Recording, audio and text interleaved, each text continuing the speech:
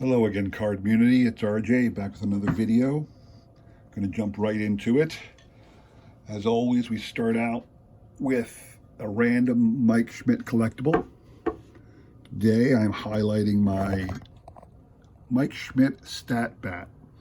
I purchased this from the Hall of Fame online gift store one time.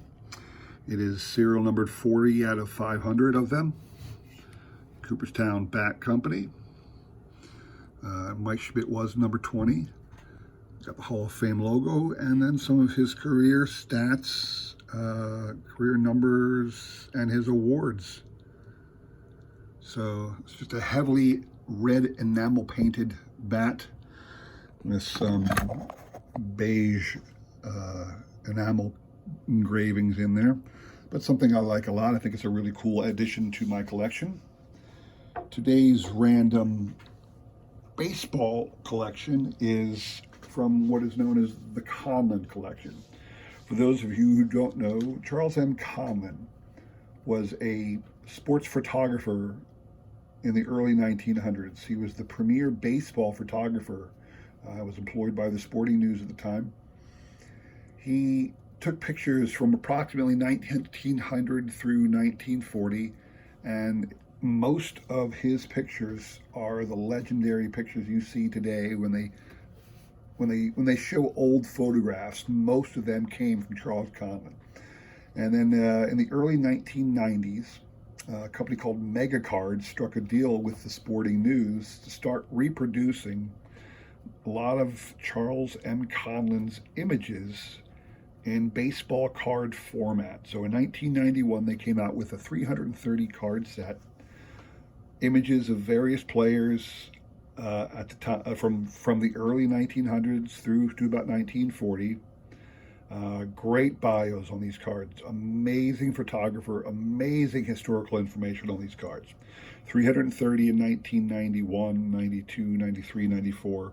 1995, that's the one set, believe it or not, I don't have yet. It was a green bordered set. I haven't gone around to get it.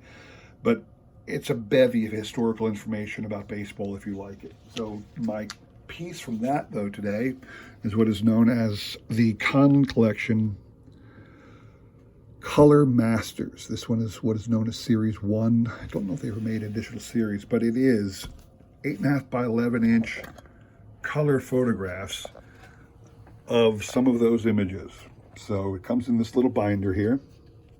And if you open it up, there's a header. Lets you know you're looking at the Conlon Collection Color Masters. And then you have here little bio, talks about Charles Conlon, talks about what you're looking at here. And you get right into some of the pictures. Now these are all obviously black and white that were colorized. This one is Napoleon Lajoie.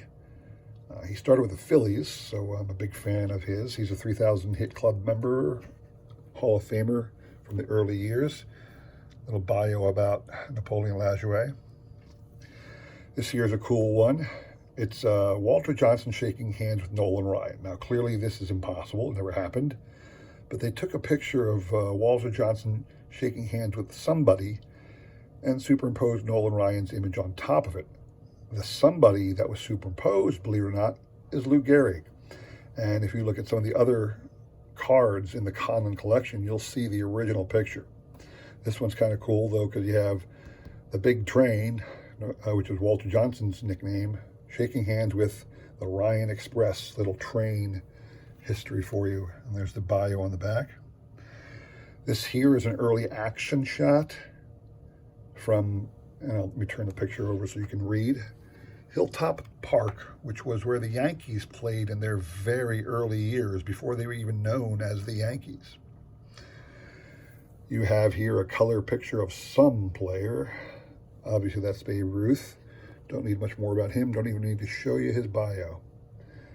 This here is a picture of Frank Baker. Frank Baker played for the Philadelphia Athletics in the early years and eventually moved on to the Yankees. But his nickname is Home Run Baker, if you've ever heard that name before. I'm not going to explain to you why he was called Home Run. You'll have to look that up for yourself, or maybe it's in this bio. and you can learn a little bit about Frank Baker. Here you have an early picture of John McGraw as the manager of the New York Giants. And then you have a later picture of John McGraw along with Wilbert Robinson, one of his coaches, and Christy Mathewson. Robinson and McGraw were teammates back in the 1890s with the Baltimore Orioles, who won a couple championships back then. Christy Mathewson was his ace on the early Giants of the 1900s. There's a little bio about McGraw, Robinson, and Mathewson. And then this here is Huey Jennings. Huey Jennings was also a teammate of McGraw and Robinson on those Orioles teams, but he was also the manager of the Detroit Tigers when Cobb first came up, led them to 3 straight pennants in 07, 08, and 09. Little bio on Huey Jennings. And then the certificate of authenticity, serial number 8894 out of 2500.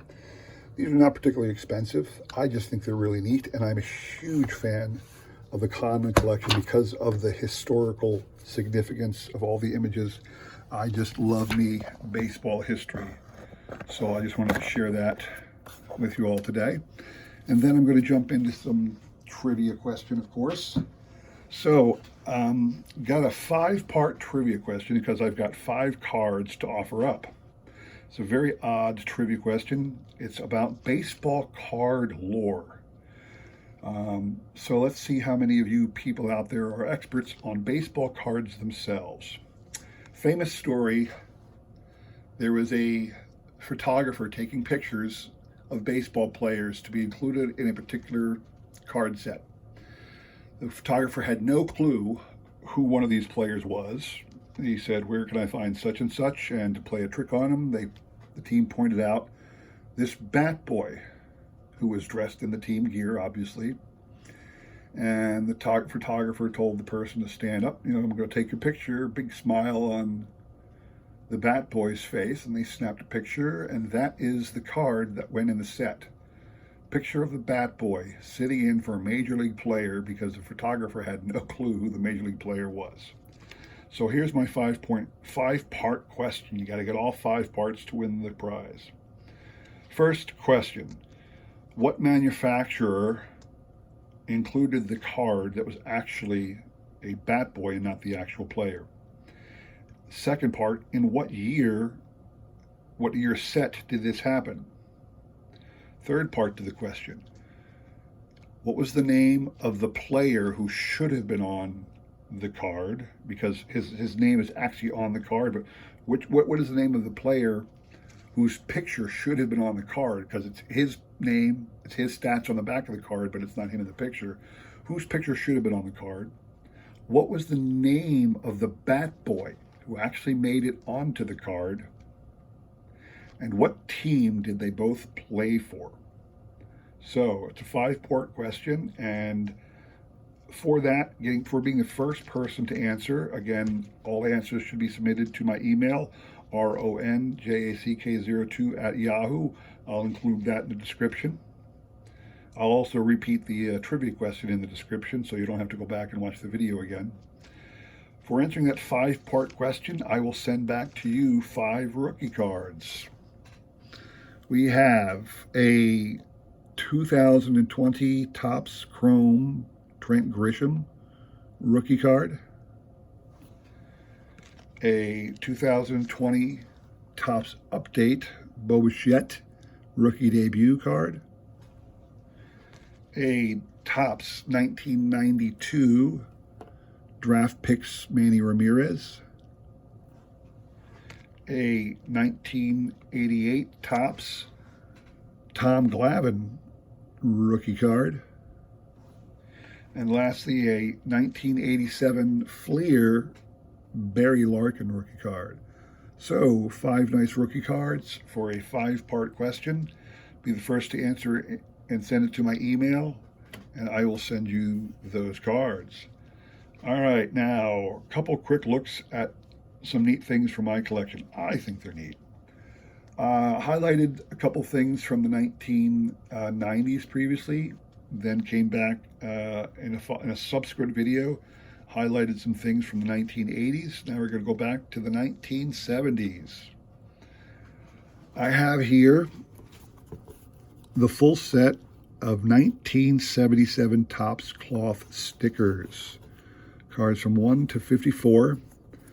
They were in packs by themselves. They were not inserts in the card set. They were packed by themselves, but they did come with inserts which were card size, just 2.5 by 3.5 cards that when you put them together would form the American League and National League teams of the 1976 All-Star teams. And I also have those. I just didn't drag them out here to show you. But I have both of those puzzle card sets from both that showed both the American League and National League players. The cards are numbered alphabetically, as you can see as we're flipping through. And they actually look exactly the same. They're exactly the same picture on the front as the 1977 Topps cards that they represent. There's no stats on the back, just a couple bullet point bios for them.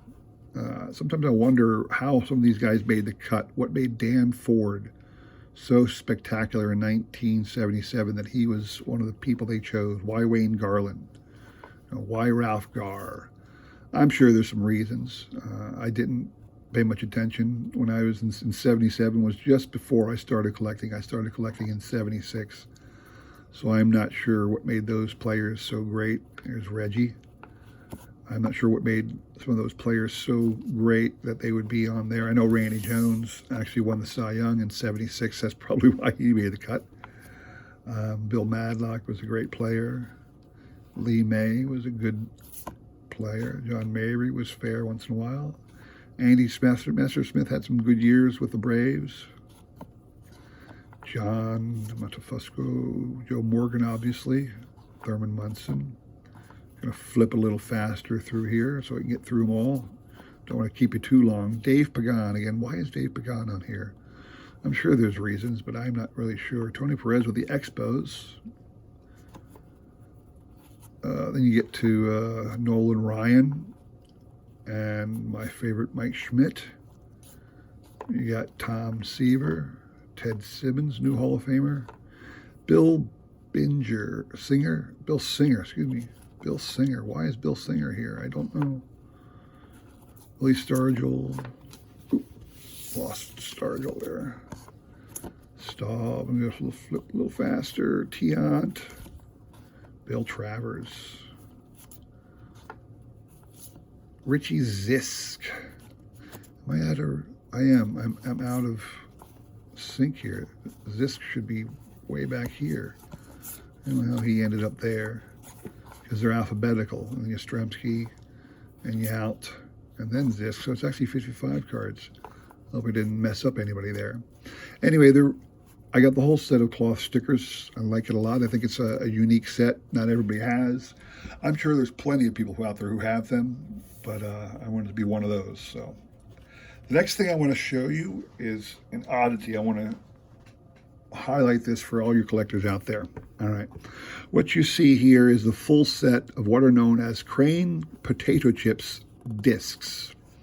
All right. So Crane was a brand of potato chips in a local market. I don't even know where, because I've never heard of Crane potato chips, not even when I was a kid.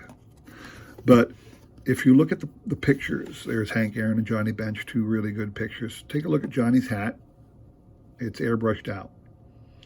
Now you see that on a lot of products, because what happens is somebody gets a license from the Major League Baseball Players Association, but they don't get an equal license from Major League Baseball itself. So they don't have the license, they don't have the rights to put the Major League Baseball owned logos on these players.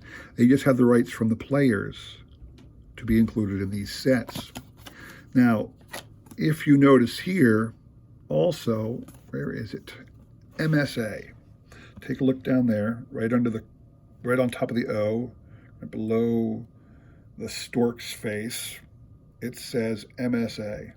Trying to zoom in, get in the right zoom place where you can see it. MSA.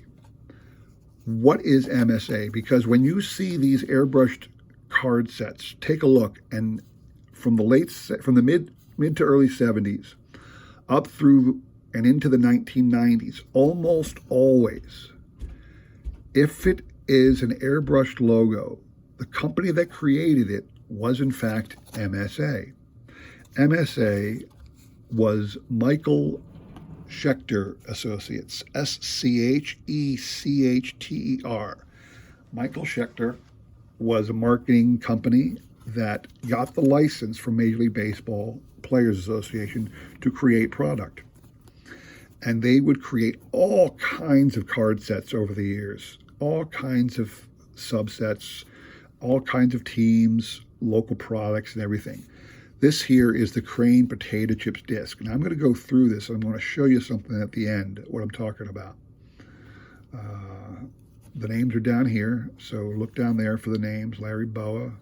You can't even tell. This to me looks like Bob Walk, too, if you knew early pictures of Bob Walk. Again, it's all, I have them all arranged by alphabet. I'm not even sure if these are numbered. I don't see, these aren't even numbered. So I just kind of store them alphabetically.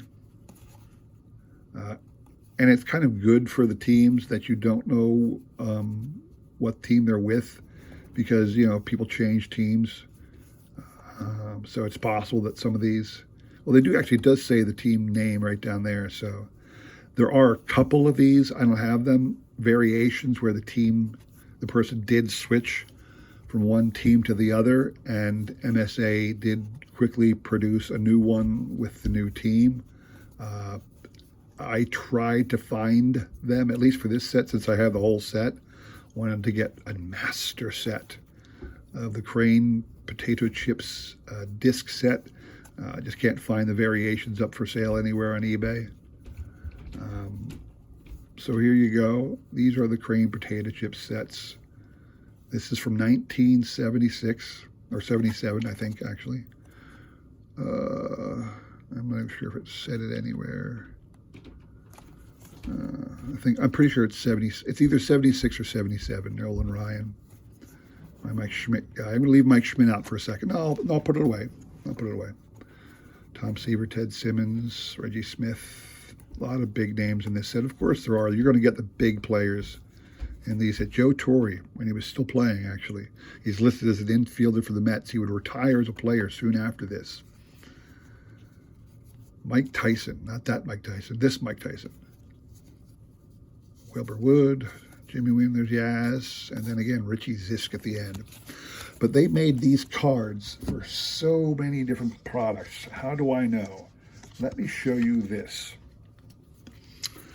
Back to Mike Schmidt. This is the Crane Potato Chips disc of Mike Schmidt. You look on the back, there's your Crane Potato Chip logo.